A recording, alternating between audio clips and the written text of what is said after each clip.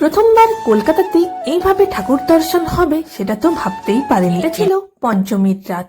আগে তো আমি কলকাতার ঠাকুর দর্শন করিনি, শুধুমাত্র খবরে হোক বা ফোনে হোক, শুধুমাত্র সেখানেই কিন্তু দেখেছি। এত ভিড়ের মধ্যে কিভাবে যে ঠাকুর দর্শন করব সেটাই তো ভাবছিলাম। তবে এই ভিড় কাটানোর জন্য আমি তো বেরিয়েছিলাম রাত 3টে থেকে 3:30-র মধ্যে।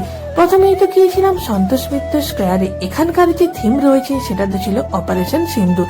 প্রথমে রাস্তার মধ্যে একটু কোনো তো ভিড়ের মধ্যে যেতে হয়নি, তবে প্যান্ডেলের সামনে তো একটু পরিমাণে ভিড় ছিল। এই ভিড়টা তো একদম নর্মাল ছিল, গায়ে গাও কারো লাগছিল না। এত শান্তিতে আমি ঠাকুর দেখতে পারবো এটা তো আমি একদমই আশা করিনি, কারণ এর আগে আমি যতবার কলকাতার সম্বন্ধে শুনেছি বা যারা যারা ঠাকুর দেখতে গেছে সকলের মুখে একটাই জিনিস শুনেছি যে প্রচন্ড পরিমাণে কিন্তু ভিড় হয়। প্রচন্ড ভিড়ের মধ্যে 2-3 ঘন্টা ঠেলাঠেলি করে দাঁড়িয়ে থেকে তো ঠাকুর দর্শন করতে হয়। তবে সেদিক থেকে তো আমি প্রচন্ডই বেশি লাকি।